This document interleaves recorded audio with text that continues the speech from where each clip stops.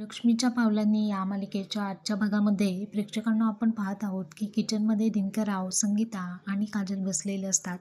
इतक्यात काजलच्या फोनवरती तिच्या मित्रमैत्रिणींचा फोन येतो आणि काजल म्हणते, हो हो मी आलेच. दिनकररावांना ती सांगून जाते की बाबा आपण आलोच.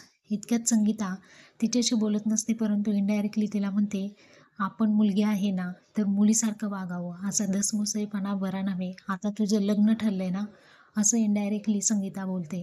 तेव्हा काजल म्हणते, ठीक आहे मी बाहेर जात नाही. असं म्हटल्यानंतर काजलच्या डोळ्यामधून पाणी येऊ लागतं आणि संगीतालाही त्रास होतो की मी माझ्याच मुलीशी असं वागते.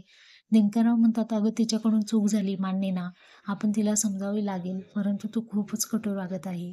इकडे आपण पाहत आहोत की आता आबा बँकेतून पैसे काढण्यासाठी रोहिणीला सांगतात आणि स्लिप भरण्यासाठी रोहिणी आता आबांच्या प्रॉपर्टीचे जे काही पेपर आहेत ते पुन्हा एकदा आबांचा अंगठा घेण्यासाठी तिने प्रयत्न केलेला असतो आणि आबांना त्यांच्या बँकेतून पैसे काढण्यासाठी स्लिप भरलेली असते आणि त्याच्याखाली तिने थंब प्रिंट ठेवलेलं असतं, जेणेकरून सर्व प्रॉपर्टी तिच्या नावावर होईल.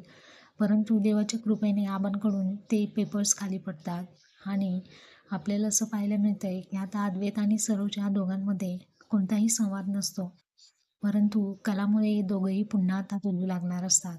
तर ते सर्व काही आपल्याला येणाऱ्या भागामध्ये पाहायला मिळणार आहे.